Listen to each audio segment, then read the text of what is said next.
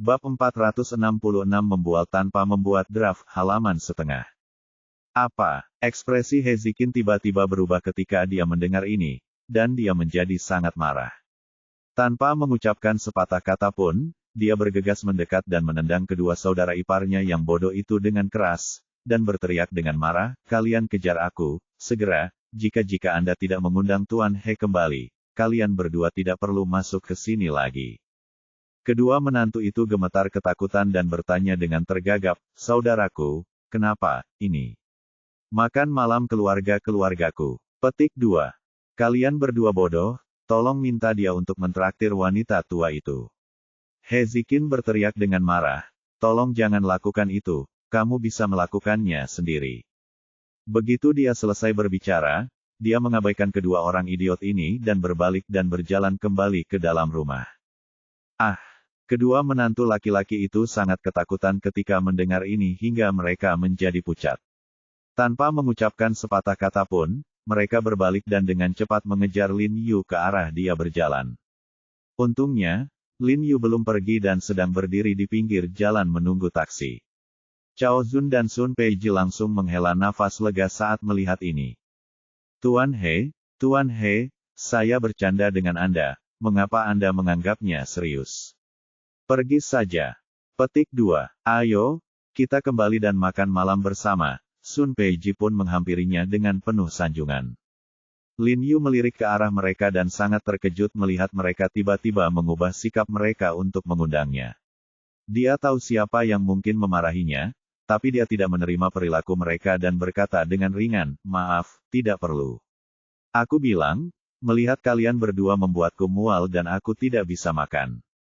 Dia merasa jijik dari lubuk hatinya terhadap dua putri berdarah dingin dan dua menantu laki-laki dengan motif tersembunyi dari keluarga He.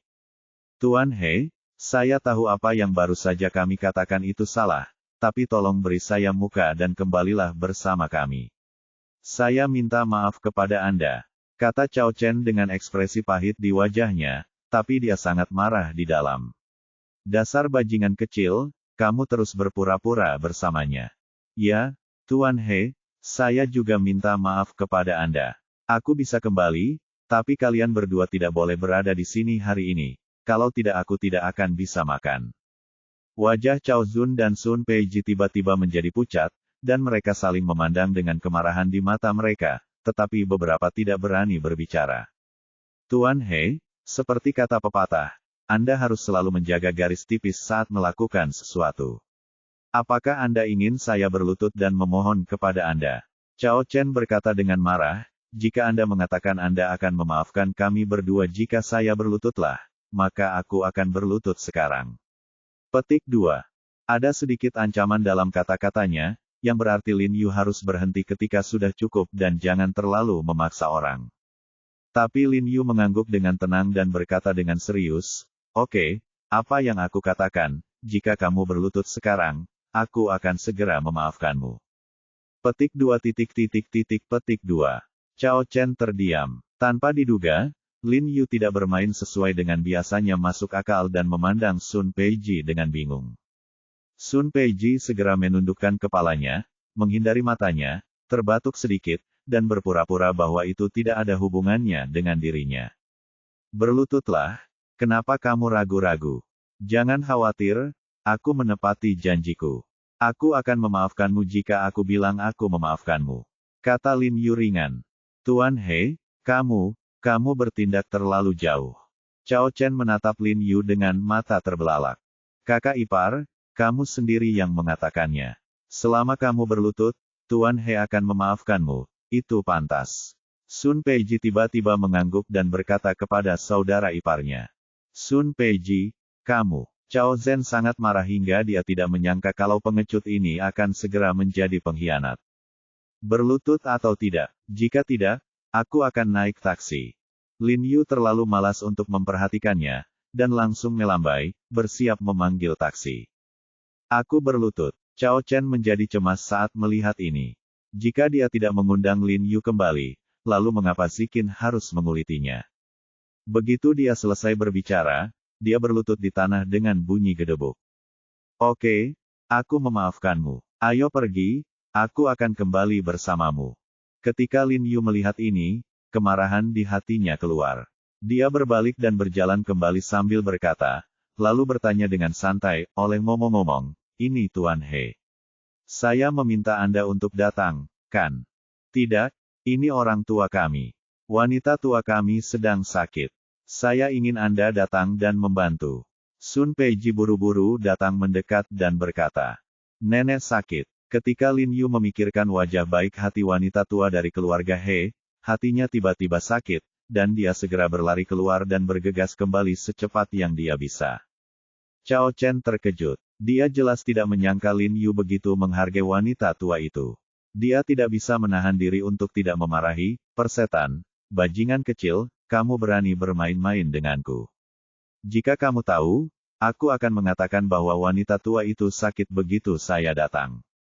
Kakak ipar, oke, apapun yang terjadi, kami telah mengundang anak ini kembali. Sun Peiji berkata dengan puas. Sialan, kamu bahkan tidak bisa berdiri dan berbicara. Bukan kamu yang berlutut secara emosional. Cao Zhen dengan marah menendang pantat Sun Peiji, dan mengutuk dengan sangat kesal, pengkhianat. Kembali ke kediaman Tuan He, dia terjun ke dalam dan bertanya dengan cemas, di mana wanita tua itu? Di dalam, istri He Ziheng di samping dengan cepat menunjuk ke dalam. Setelah Lin Yu masuk dengan cepat, dia melihat Nyonya He tua yang pucat dan sangat lemah di tempat tidur. Jantungnya tiba-tiba terasa seperti jarum menusuk jantungnya.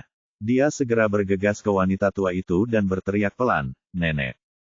Jinrong. Petik 2. Tanpa diduga, Nyonya He, yang terlihat agak lemah di ranjang rumah sakit, tiba-tiba menjadi bersemangat ketika dia melihat Lin Yu, wajahnya tiba-tiba memerah, dan dia bersandar pada lengannya. Semua orang terkejut. Bahkan ketika He Zizhen datang tadi, wanita tua itu tidak begitu bersemangat. Melihat hal ini, Xiao Manru dan Huang Ma segera membantu wanita tua itu duduk, meletakkan bantal di belakangnya, dan membiarkannya bersandar di atasnya. Jinrong, cepatlah, datanglah ke nenek. Nyonya He segera mengulurkan tangannya ke Lin Yu, dengan senyum gembira di wajahnya, dan memberi isyarat agar Lin Yu datang. Lin Yu merasa hangat di hatinya ketika dia melihat ekspresi baik di wajahnya, dan buru-buru berjalan mendekat dan berjongkok di sampingnya. Ibu melakukan kebiasaan lamanya lagi. Dia bahkan tidak bisa mengenali seseorang. Saat ini, He Miao di pintu segera memutar matanya ketika dia melihat pemandangan ini, dan bergumam dengan sangat tidak senang. Keluar dari sini. Begitu dia selesai berbicara, He Qingwu, yang sedang duduk di kursi, tiba-tiba meraung, sangat keras. Jelas sekali, orang tua itu sangat marah.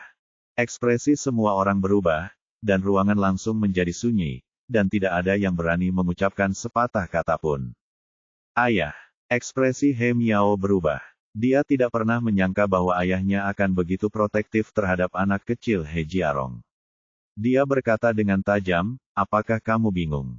Nama belakangnya adalah He, tapi dia bukan He yang lama Jinrong sudah mati. Keluar, He Qingwu sangat marah, meraih tongkat di tangannya dan melemparkannya keluar pintu.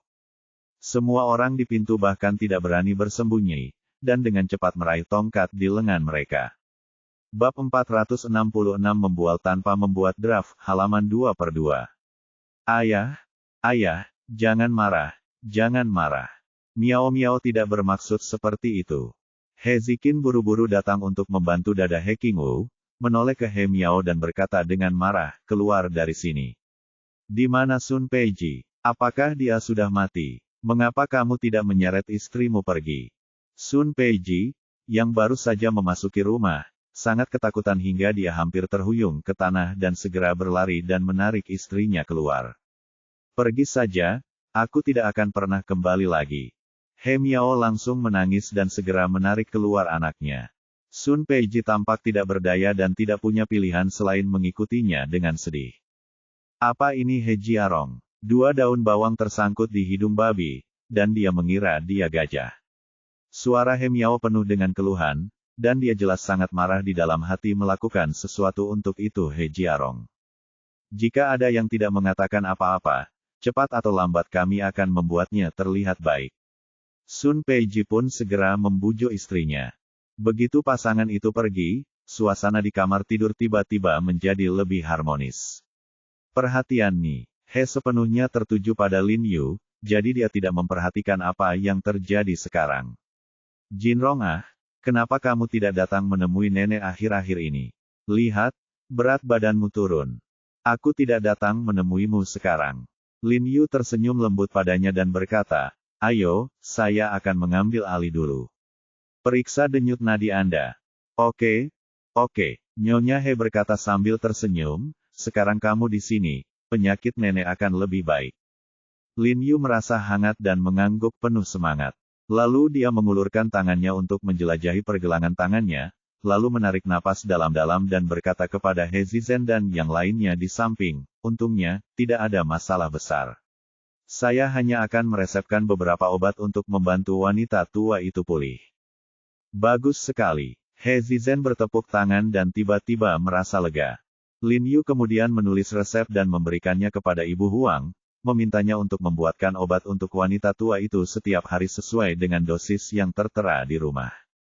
Oke, selama semuanya baik-baik saja, ayo makan. Ketika He Qingwu mendengar bahwa istrinya baik-baik saja, wajahnya tiba-tiba bersinar dan dia buru-buru memanggil semua orang untuk mulai makan. Pada saat ini, sebuah meja bundar besar telah ditempatkan di aula yang dapat menampung lebih dari 10 orang. Nyonya He menyeret Lin Yu untuk duduk di sebelahnya, memegang tangan Lin Yu dengan erat, seolah-olah dia takut jika dia membiarkannya pergi, Lin Yu akan itu menghilang begitu saja. Setelah makanan disajikan, Cao Chen tiba-tiba berdiri dan berkata dengan penuh semangat kepada ayah mertuanya, ngomong-ngomong, ayah, sebelum kita mulai makan malam, aku akan memberimu hadiah yang bagus dulu. Aku harap kamu menyukainya. Setelah mengatakan itu, dia segera berbalik. Dia berlari keluar, dan tidak lama kemudian, dia berjalan cepat dengan membawa strip panjang terbungkus sutra merah di lengannya. Kemudian dia memindahkan 2 kursi di sebelahnya dan menyejajarkannya, lalu membuka tali di salah satu ujung kain sutra merah, mengeluarkan sebuah gulungan, dengan hati-hati membentangkan gulungan itu di kedua kursi, dan berkata dengan penuh semangat, ayah, lihat, apakah ini? Hei! Qingwu menoleh dan melirik, lalu matanya berbinar, dia berdiri dengan cepat, berjalan ke kursi, dan berkata dengan terkejut, ini. Apakah ini lukisan karya Fan Kuan? Seolah-olah dia takut semua orang tidak mengetahui asal mula pernyataan ini, dia secara khusus memperkenalkannya dengan suara keras. Dan alasan kenapa dia sudah lama tidak mengeluarkannya, tapi mengeluarkannya saat makan, hanya untuk pamer di depan semua orang. Ketika semua orang di meja mendengar ini, mereka langsung tertarik dan buru-buru bangun dan datang untuk menonton. Lin Yu duduk di sudut ini dan melihat lukisan itu, tetapi tidak bangun. Kakak ipar, apakah lukisan ini asli? He Ziheng berkata dengan rasa ingin tahu. Bukankah itu tidak masuk akal? Demi ayah kita, apakah aku berani membuat yang palsu? Tanda seru petik 2. Cao Chen menegakkan wajahnya dan berkata dengan bangga, sejujurnya, aku membeli lukisan ini melalui beberapa koneksi. Orang yang membeli harganya 2 juta, saya menghabiskan 4 juta untuk mendapatkannya darinya. Itu adalah harga yang pantas. Sejujurnya, jika lukisan ini dilelang, harganya akan dengan mudah mencapai ratusan juta. Puff! Lin Yu, aku sedang minum sup, dan ketika aku mendengar apa yang dia katakan, aku tidak bisa menahan diri untuk tidak memuntahkan seteguk sup. Aku hampir tertawa terbahak-bahak. Lukisan palsu paling banyak bernilai ratusan ribu, berani membanggakan ratusan juta. Bab 467 Pemberitahuan Penyakit Kritis. Semua orang sepertinya mendengar cibiran Lin Yu, dan mau tidak mau menatap Lin Yu dengan rasa ingin tahu. Wajah mereka penuh kebingungan dan kebingungan. He Jiarong, kenapa kamu tertawa? Cao Chen melotot, menatap Lin Yu dengan marah, dan bertanya. Tidak ada apa-apa. Lin Yu segera melambaikan tangannya dan berkata sambil tersenyum, hanya saja harga yang kamu katakan sangat luar biasa, itu membuatku takut, dan aku tidak sengaja tersedak supnya. Lanjutkan. Zen mendengarnya. Melihat sarkasme dalam kata-kata Lin Yu, wajahnya langsung menjadi gelap dan dia berkata dengan dingin, apa maksudmu? Kamu tidak percaya lukisan ini bernilai 100 juta? Tahukah kamu siapa Fan Kuan? Kamu tahu itu lukisan Fan Kuan sekarang dapat dipasarkan dan tak ternilai harganya. Tidak ada gunanya menjual lukisan asli seharga ratusan juta. Mereka yang sangat menyukai lukisannya akan bersedia membelinya tidak peduli seberapa mahal harganya. Lin Yu sangat setuju dengannya. Pria yang mengatakan ini mengangguk. Hah! Saat Cao Zhen melihat Lin Yu mengangguk setuju, dia meliriknya dengan jijik dan berhenti berdebat dengannya. Tapi siapa yang tahu bahwa Lin Yu menindaklanjuti dengan santai, kamu benar, tapi prasyarat keaslian sangat penting. Apa maksudmu dengan ini? Tolong jelaskan padaku. Cao Zun mendengar sarkasme di Lin Yu kata-kata itu, dia segera menjadi marah dan menunjuk dengan marah ke arah Lin Yu dan bertanya. Bukankah aku sudah menjelaskannya dengan cukup jelas? Lin Yu tersenyum ringan dan berkata, aku baru saja mengatakannya secara langsung.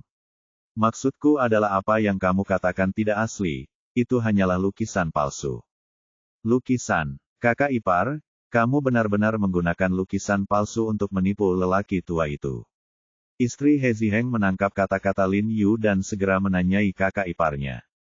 Hei, Cao Zun, apakah kamu benar-benar berpikir bahwa lelaki tua itu adalah orang tua yang bodoh?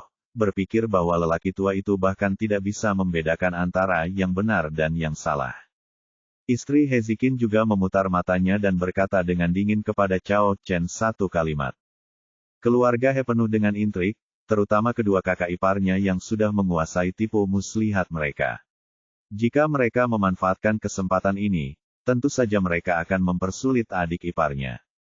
Orang-orang seperti mereka berdua sudah melihat dengan jelas liku-liku perut kakak ipar dan ipar tertua mereka.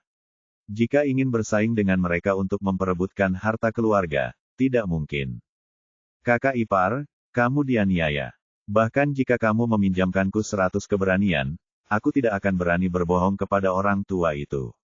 Cao Chen tiba-tiba menjelaskan dengan ekspresi pahit di wajahnya, dan aku bahkan bertanya pada an ahli menilai lukisan ini. Memang benar, asli. Mengapa Anda mengatakan lukisan kami palsu? Apakah Anda tahu kaligrafi dan lukisan? Anda hanya berbicara omong kosong. Hesan berteriak pada Lin Yu dengan marah, mengeluh atas nama suaminya. Saya tidak tahu banyak. Lin Yu berkata sambil tersenyum, kamu tahu sedikit tentang itu. Sombong saja, kamu adalah dokter pengobatan Tiongkok yang buruk, dan kamu berpura-pura menjadi ahli kaligrafi dan melukis. Kata Hesan dingin dengan wajah tegas. Kakak, kenapa kamu begitu bersemangat? Mungkinkah Tuan He benar melakukannya? Xiao Manru di samping tidak bisa menahan diri untuk tidak membalas Lin Yu. Aku marah.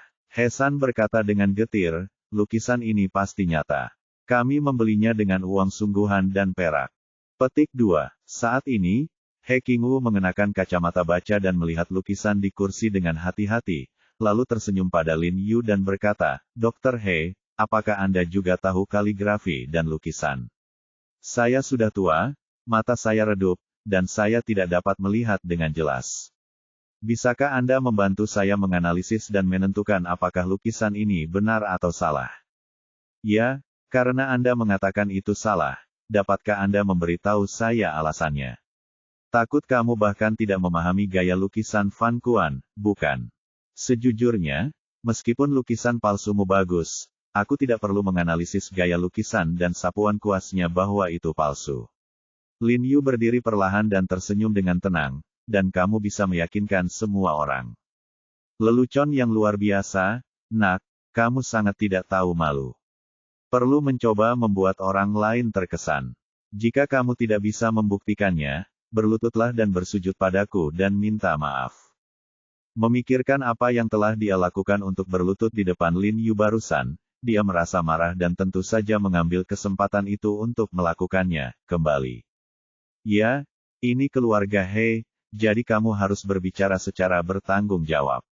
Hesan juga berkata dengan wajah kesal, hanya perlu beberapa detik untuk membuktikan bahwa kamu menganggap ini adalah rumah bermain anak-anak. Akrab dengan kaligrafi dan lukisan.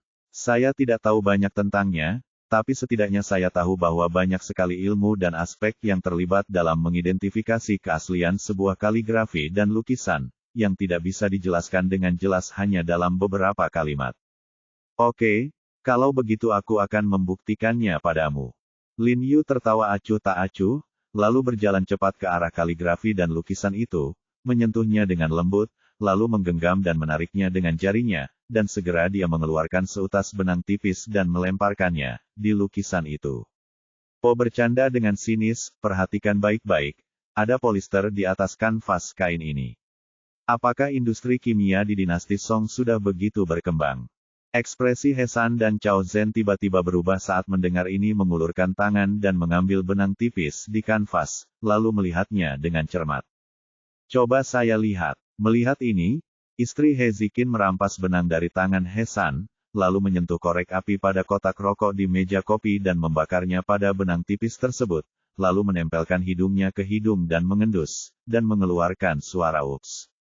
Berkata, ini bukan polister. Kalau tidak percaya, kamu bisa mendengarnya. Apakah itu benar-benar lukisan palsu? Semua orang di ruangan itu terkejut dan menatap Lin Yu dengan terkejut.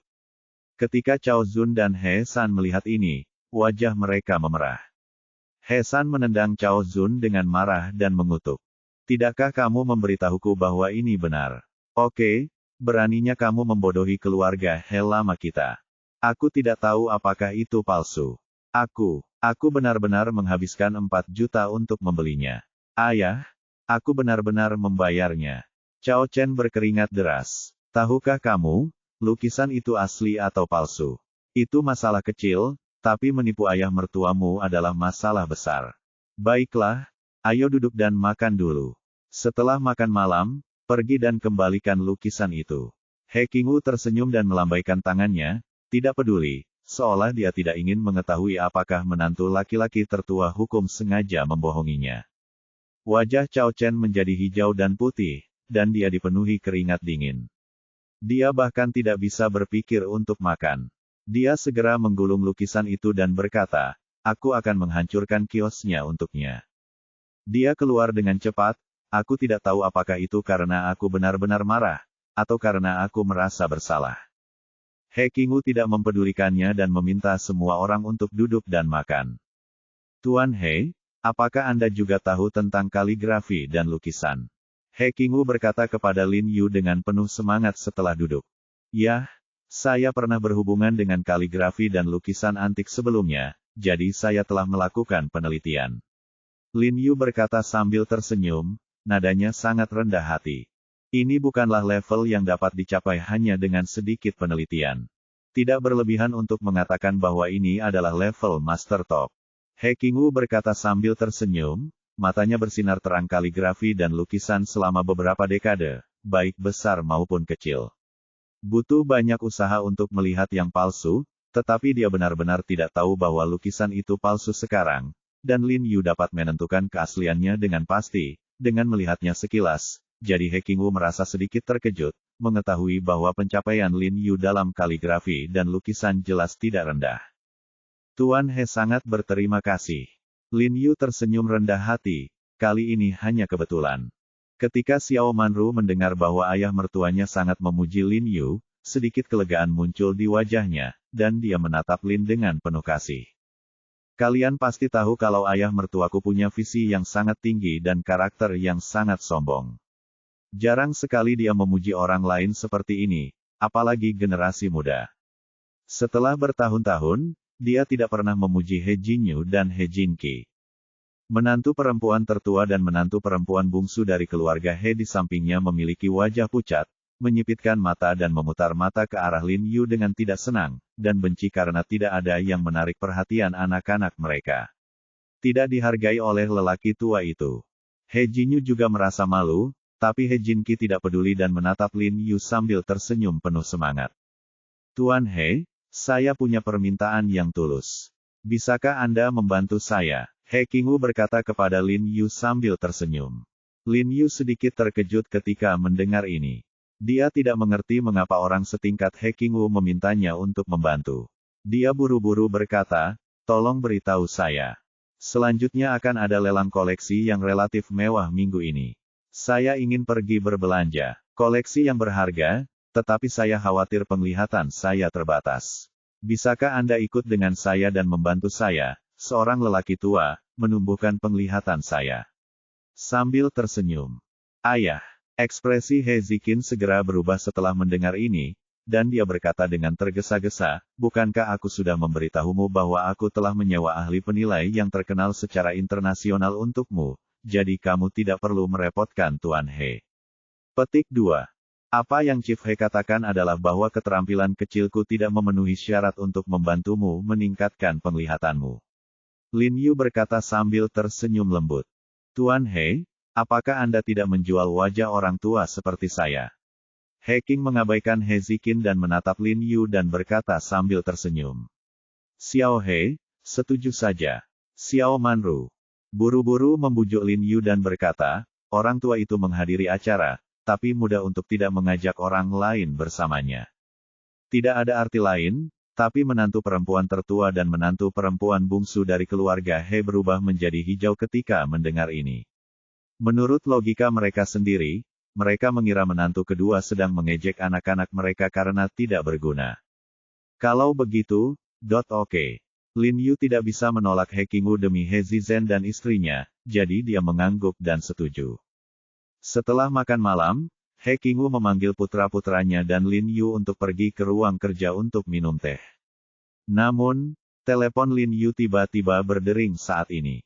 Melihat bahwa itu adalah Li Qianjue, dia buru-buru berjalan ke samping untuk menjawab panggilan tersebut dan berkata sambil tersenyum, Saudara Li, ada apa? Jia. Jia Rong, tidak baik. Qianying pingsan.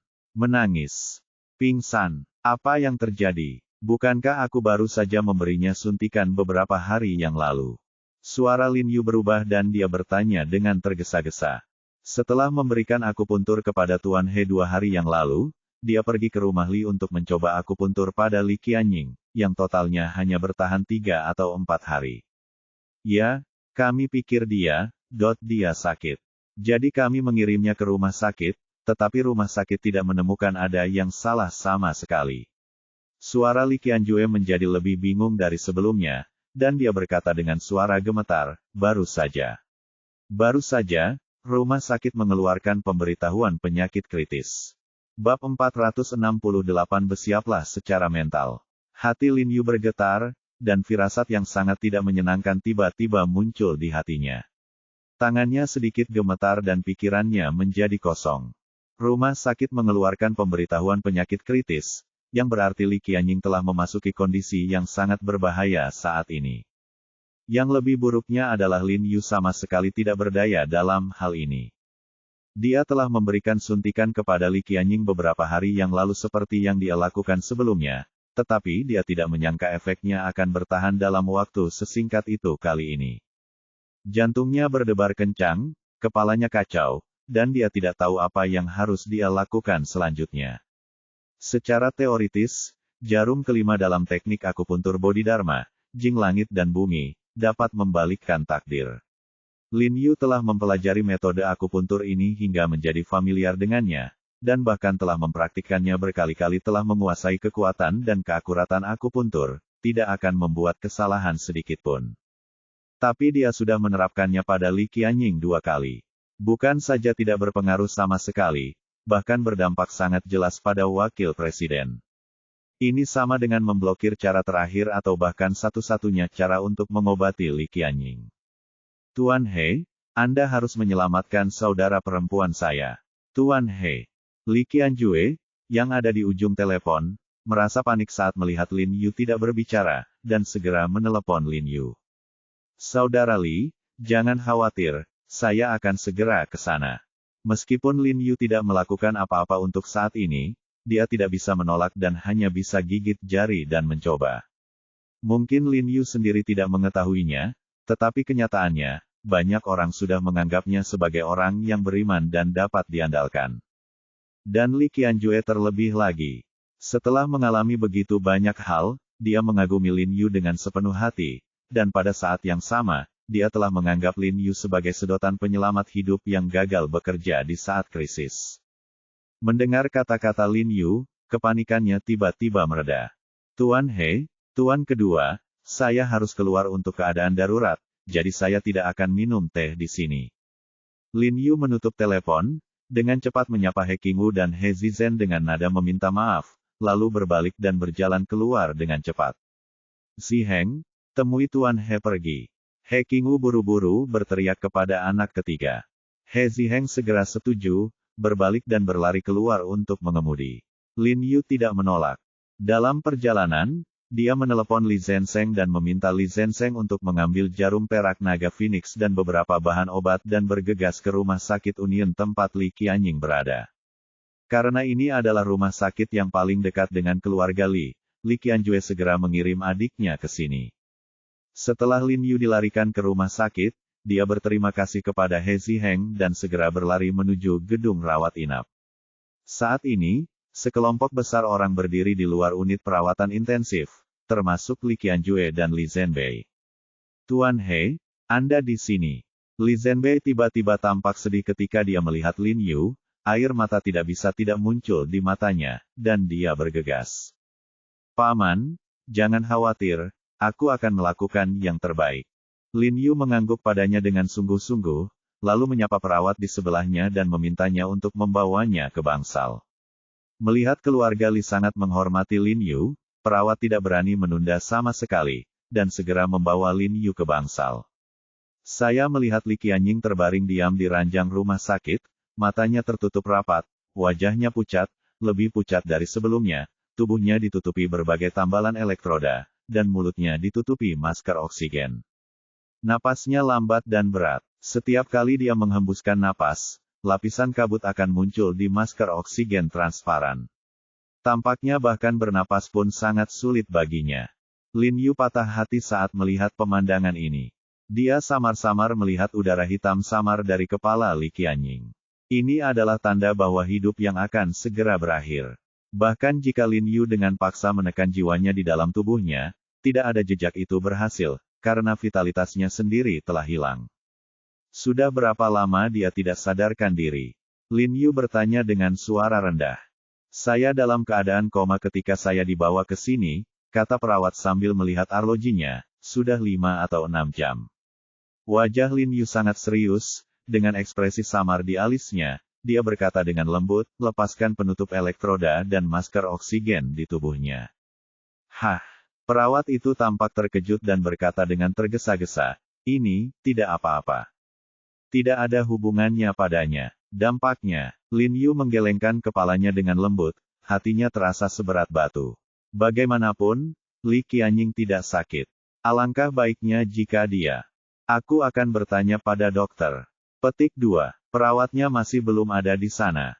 Berani mengambil keputusan, lalu keluar untuk bertanya. Tetapi Li Qianjue membentaknya, Anda akan melakukan apapun yang diperintahkan Tuan He, apakah Anda mengerti? Ya, ekspresi perawat itu sedikit berubah, lalu dia segera berlari kembali dan melepas penutup elektroda pada Li Qianying dan masker oksigen di mulutnya. Benar saja, seperti yang dikatakan Lin Yu, setelah masker oksigen dilepas, hal itu tidak berpengaruh sama sekali pada Li Qianying. Dadanya masih naik dan turun perlahan. Perasaan lelah di tulangku. Lin Yu dengan lembut merapikan rambut di dahinya dengan tangan gemetar. Dia merasa patah hati dan merasakan ketidakberdayaan dari dalam keluar. Mungkin, kali ini, dia benar-benar ingin mengucapkan selamat tinggal pada Li Qianying selamanya.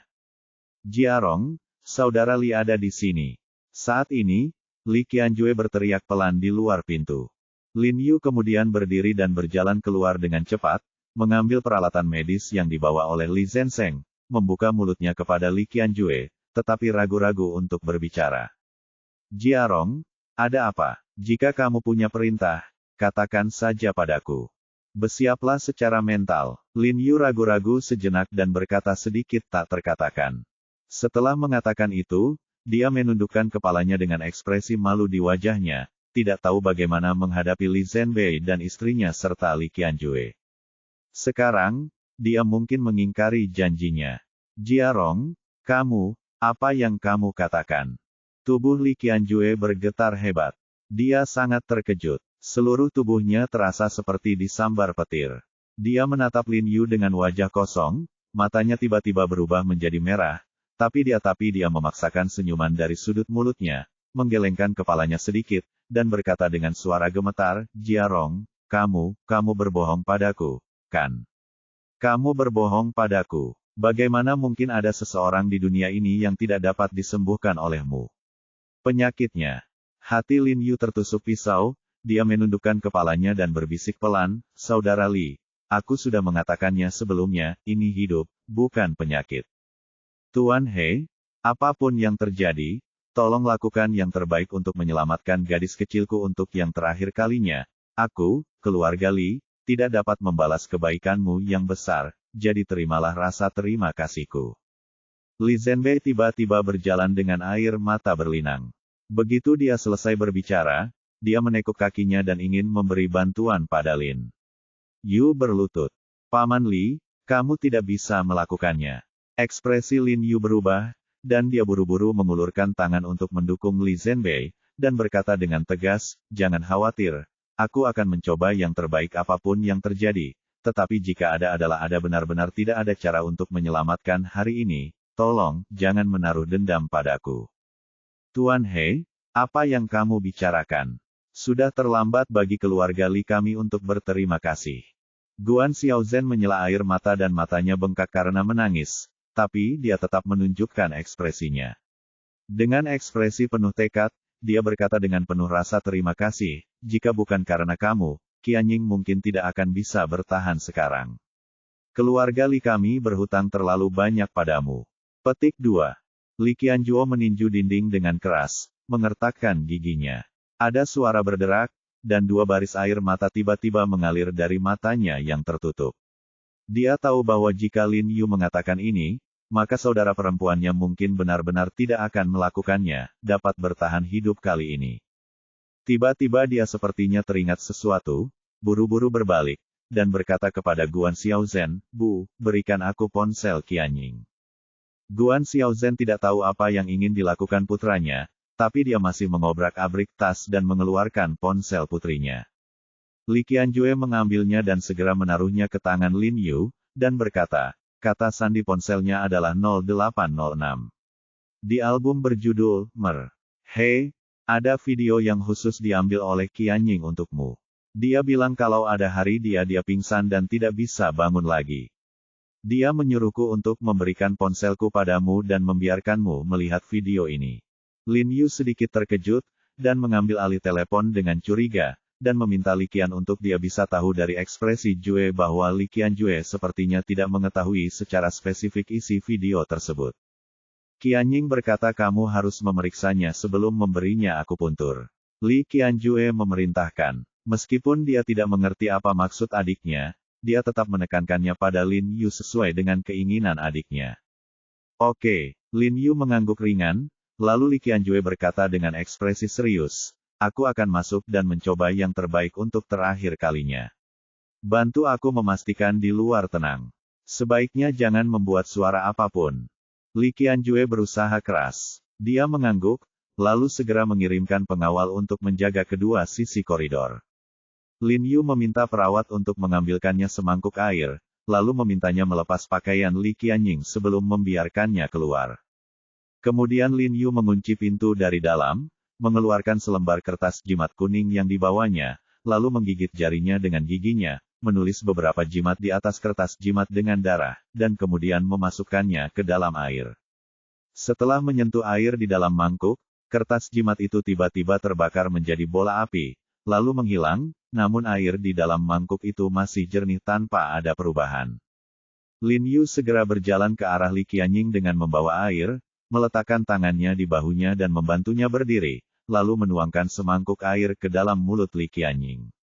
Kemudian Lin Yu memandang Li Qianying dengan penuh harap, tetapi Li Qianying masih menutup matanya rapat-rapat, wajahnya tidak berubah sama sekali, dan laju pernapasannya masih berangsur-angsur menurun dengan lambat. Dengan kata lain, pernapasannya menjadi semakin sulit. Keringat dingin muncul di dahi Lin Yu. Faktanya, dia tahu bahwa menggunakan Zhu Yusu untuk menguraikan numerologi agak tidak adil, tetapi dia tidak menyangka bahwa itu tidak memiliki efek sedikit pun. Melihat metode ini tidak berhasil, Lin Yu segera mengeluarkan jarum perak dan bersiap untuk terus menggunakan jarum tersebut untuk mentransfer energi. Namun, ketika dia baru saja membuka kotak jarum, dia tiba-tiba teringat ponsel di sakunya dan apa yang dilakukan Li Qianjue baru saja memberitahunya. Kemudian dia mengeluarkan ponselnya, bertanya-tanya dalam hatinya. Dia tidak mengerti mengapa Li Qianying menyiapkan video untuknya, dan dia tidak mengerti mengapa dia membiarkan dia menontonnya sebelum memberinya akupuntur. Bab 469. Saya minta maaf karena harus mengucapkan selamat tinggal kepada Anda dengan cara ini. Lin Yu melirik Li Qianying di ranjang rumah sakit dengan sedikit kebingungan, lalu membuka ponselnya sesuai dengan kata sandi yang diberitahukan Li Qianjue kepadanya, membolak-balik album, menemukan album bertanda Tuan He, dan mengkliknya adalah sebuah video. Lin Yu langsung mengklik video tersebut. Halo, Tuan He. Videonya sangat sederhana. Ini adalah video selfie Li Qianying. Namun, selama rekaman, Li Qianying secara khusus menarik rambut panjangnya, mengenakan seragam pramugari, dan mengenakan riasan yang indah wajahnya. Dia tampak manis. Halo manis. Lin Yu merasakan deja vu ketika dia melihat pakaiannya, dan segera teringat bahwa pakaian Li Qianying persis seperti penampilan Lin Yu ketika dia melihatnya di pesawat untuk pertama kalinya. Setelah memikirkannya, Lin Yu tersenyum penuh arti. Bertahun-tahun kemudian, rasanya masih seperti kemarin. Bagaimana? Sangat ramah, bukan? Kamu mungkin tidak ingat pertama kali kita bertemu, tapi aku selalu mengingatnya. Li Qianying melepas seragam pramugarinya, meletakkan tangannya di pinggang, dan berdiri tegak dengan satu kaki sedikit ditekuk, seksi dan menawan, dan berkata ke layar sambil bercanda. Lin Yu tersenyum lembut, bagaimana mungkin dia tidak mengingatnya. Meskipun dia telah bertemu Jiang Yan dan Ye Qingmei, Li Qianying masih sangat luar biasa baginya, dan dia memiliki kelembutan seperti seorang wanita muda dan seorang wanita muda, dia selalu perhatian dan karakter perhatian membuatnya begitu unik. Kemudian Li Qianying dalam video tersebut mulai meninjau dengan cermat dengan jarinya apa yang terjadi setelah dia bertemu Lin Yu, mulai dari pertemuan kebetulan di bar, hingga kenalan di pelelangan, hingga Lin Yu datang ke rumah Li untuk merawat kakaknya, Del. Dia tahu semua hal yang dia dan Lin Yu lakukan bersama, dan bahkan mengingat banyak detail dengan jelas. Lin Yu diam-diam terkejut, bertanya-tanya seberapa keras dia harus bekerja untuk mengingat hal-hal sepele ini dengan begitu jelas dan detail. Faktanya, yang tidak diketahui Lin Yu adalah Anda tidak perlu bekerja keras untuk mengingat hal-hal ini. Ketika Anda benar-benar menyukai seseorang, setiap momen yang Anda habiskan bersamanya adalah kenangan yang tak terlupakan, dan itu semua adalah bagian dari hidup Anda yang terintegrasi ke dalam darahmu ada. Ketika Li Qianying menghitung semua hal yang dia dan Lin Yu alami bersama sejak mereka bertemu, dia tiba-tiba melihat ke kamera dan tersenyum sejenak, lalu berkata, Tuan He, setiap menit dan setiap detik saat aku bersamamu, saya sangat senang. Tapi saya minta maaf karena saya hanya bisa mengucapkan selamat tinggal kepada Anda dengan cara ini. Hati Lin Yu bergetar ketika mendengar ini, seolah-olah dia telah dipukul dengan keras oleh sesuatu.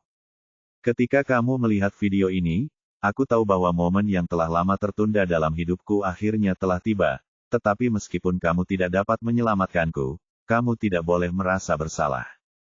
Kamu sudah cukup membantuku. Terima kasih. Kamu telah mengizinkan hidupku bertahan lama, dan terima kasih telah tinggal bersamaku begitu lama. Li Qianying meletakkan tangannya di belakang punggungnya dan memiringkan kepalanya sambil tersenyum, berpura-pura santai dan berkata, dimanapun kamu berada, kamu akan selalu menjadi orang yang ada di hatiku. Tuan He yang Maha Kuasa. Petik 2. Jelas, Li Qianying mungkin mengharapkan hari ini, dan dia sudah mempersiapkan mentalnya bahwa suatu hari, bahkan Lin Yu tidak akan bisa menyelamatkannya, jadi dia merekam video ini sebelumnya.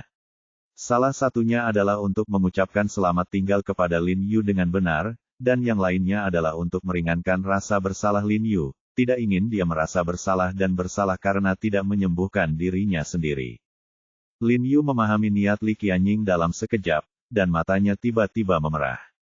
Bahkan sebelum nyawanya meninggal, Li Qianying masih sangat perhatian padanya. Tuan He, film yang saya tonton mengatakan, semua orang hanya bisa menemani Anda dalam jarak tertentu, dan cepat atau lambat mereka akan berpisah. Sayangnya, saya hanya bisa menemani Anda sejauh ini. Terima kasih banyak, Anda ingat aku. Mata Li Qianying berkaca-kaca, tapi dia tetap berpura-pura santai dan berkata sambil tersenyum, kamu akan mengingatku, kan? Kalau begitu, selamat tinggal. Saat ini, Lin Yu, yang berada di depan dari ponsel, air mata mengalir deras dari matanya.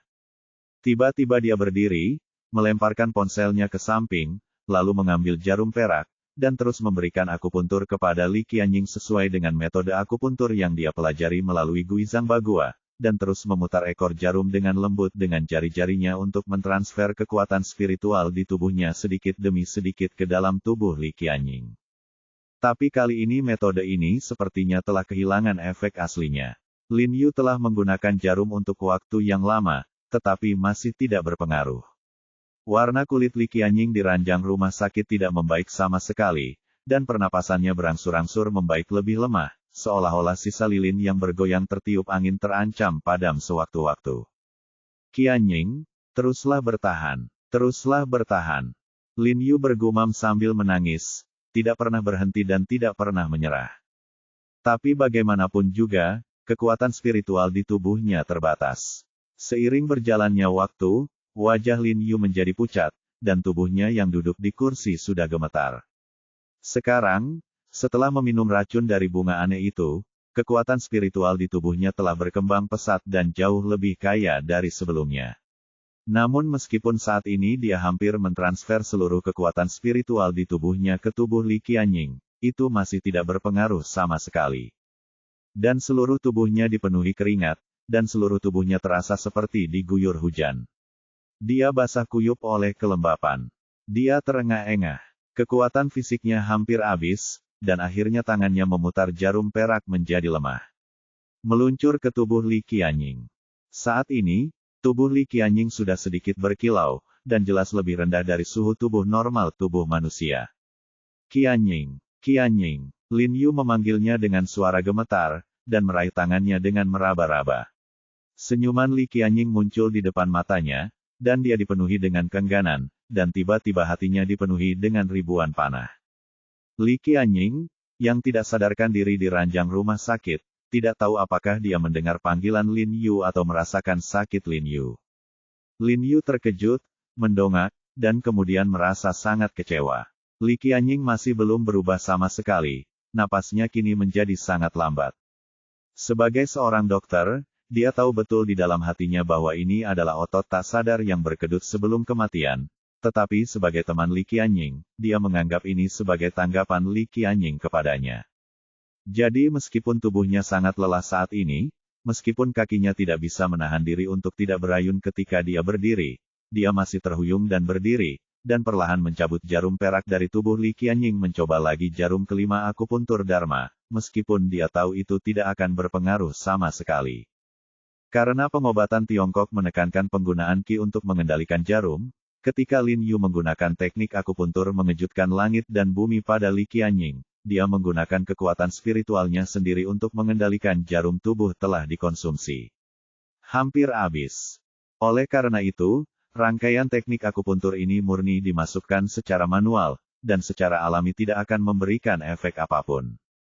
Ini seperti melukis naga, tetapi lupa mengklik mata yang paling penting, maka semuanya tidak akan memiliki vitalitas dan kelincahan. Tetapi mengetahui bahwa akupuntur ini tidak ada artinya, dia tetap mencobanya. Lin Yu mengeluarkan jarum perak dan dengan hati-hati memasukkan setiap jarum tambahan di depannya. Kemudian dia mengambil jarum panjang dan mengukur titik Tianjing di dada Li Qianying dengan tangannya. Jarum panjang itu menusuk ke dalam, lalu dia pingsan, terhuyung, dan berlutut turun di depan tempat tidur, membiarkan kepalanya bersandar di sisi tangan Li Qianying, dan dia tidak lagi memiliki kekuatan untuk bergerak sama sekali. Sekarang dia telah menghabiskan sisa kekuatan terakhir di tubuhnya, dia mungkin bisa memaafkan dirinya sendiri atas meninggalnya Li Qianying. Seperti sebelumnya, setelah Lin Yu menyelesaikan penyuntikannya, darah di tubuh Li Qianying mulai mengalir dengan cepat, dan tubuhnya, yang semula sepucat kertas, tiba-tiba berubah menjadi lapisan merah muda. Lin Yu tersenyum pahit, mengetahui bahwa efek ini hanya sementara dan akan segera kehilangan efeknya, atau warna merah jambu akan berubah menjadi merah atau bahkan ungu, dan tubuh Li Qianying akan bergerak-gerak. Tapi sekarang vitalitas Li Qianying sangat rendah. Bahkan jika sakit, itu tidak akan menyakitkan. Lin Yu berpikir masam di dalam hatinya. Namun setelah 2 menit, 5 menit, atau bahkan 10 menit, fenomena sebelumnya yaitu kulit menjadi merah lalu ungu tidak muncul sama sekali, melainkan tetap merah muda. Yang lebih aneh lagi adalah pernapasan Li Qianying yang awalnya melemah perlahan kembali ke kecepatan normal. Lapisan tipis keringat muncul di dahinya, dan alisnya sedikit mengernyit dari waktu ke waktu. Ekspresi Lin Yu tiba-tiba berubah ketika dia melihat pemandangan ini, dan dia sangat terkejut. Kemudian dia tiba-tiba mengangkat kepalanya dan meraih pergelangan tangan Li Qianying, lalu matanya tiba-tiba melebar dan dia menemukan bahwa denyut nadi Li Qianying berdetak semakin cepat.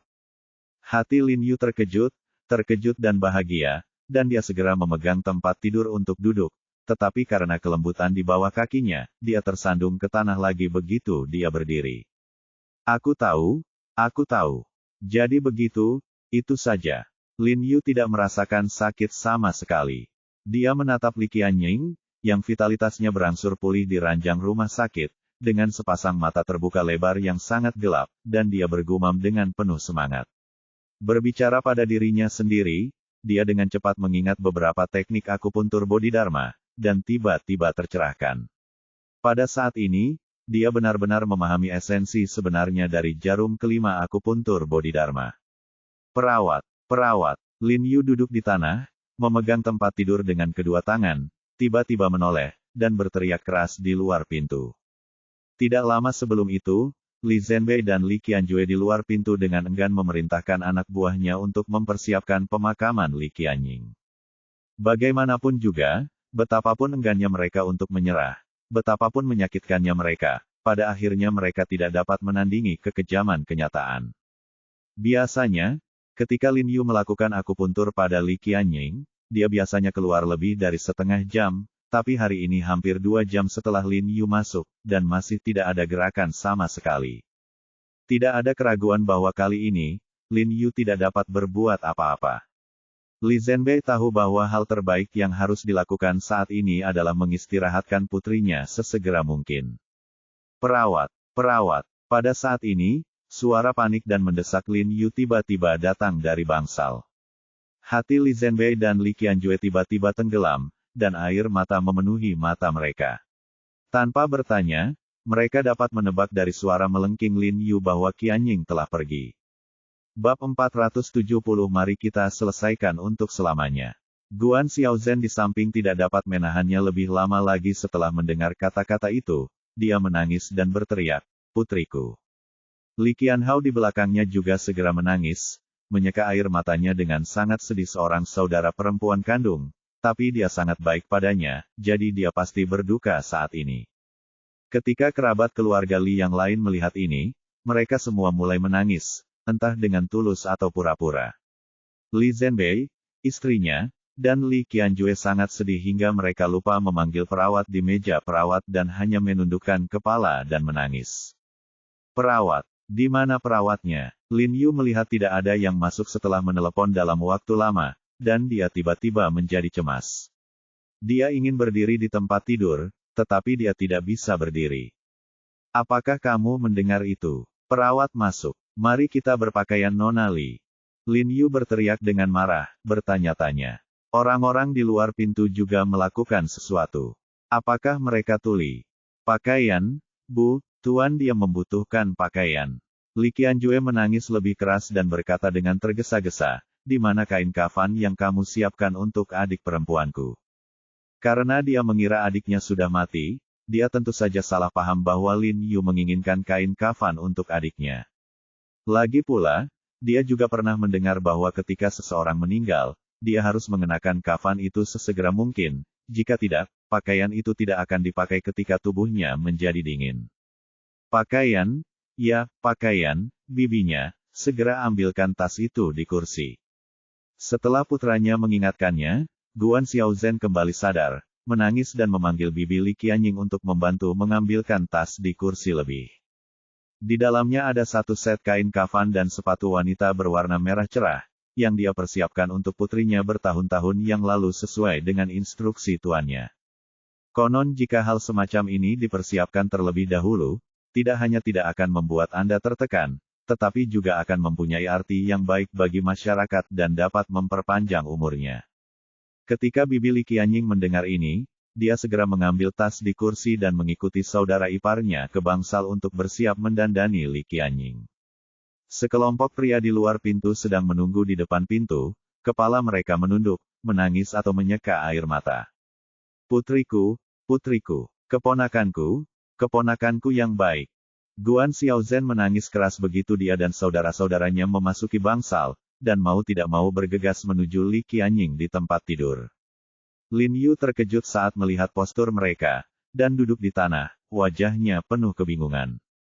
Bu, Li Qianying, yang telah mendapatkan kembali vitalitasnya di ranjang rumah sakit saat ini, terbangun oleh teriakan ibu dan bibinya. Ketika dia membuka matanya, dia melihat ibu dan bibinya bergegas ke arahnya sambil meratap, dan dia hanya bisa berbisik pelan. Tapi teriakannya tidak menjadi masalah, itu membuat takut bibinya yang awalnya mengira dia sudah mati, dia melompat dan berteriak, "Ya Tuhan!" Wajah Bibi Li Qianying pucat dan dia mengira itu adalah mayat palsu melihat Li Qianying di ranjang rumah sakit, meskipun wajahnya lelah, wajahnya kemerahan dan matanya cerah, dia langsung terkejut. Bukankah ini kehidupan yang baik? Dibandingkan dengan reaksinya yang garang, reaksi Guan Xiaozhen jauh lebih tenang. Setelah mendengar suara putrinya, dia hanya terkejut. Saat dia melihat putrinya terbangun di ranjang rumah sakit, wajahnya penuh rasa tidak percaya dipenuhi dengan ekstasi, wajahnya bersinar dengan ekspresi cerah yang belum pernah dia lihat sebelumnya, dan dia berteriak, "Putri!" Dan memeluknya dengan kedua tangan. Ia memegangi kepala putrinya dan meratap dengan keras. Ada rasa gembira karena selamat dari bencana dalam suaranya, dan di saat yang sama ada rasa duka setelah melewati badai. Ada apa? Ada apa? Ekspresi Li Zhenbei dan Li Qianjue berubah drastis di luar pintu. Mereka mengira sesuatu telah terjadi dan buru-buru mengetuk pintu dan bertanya dengan keras.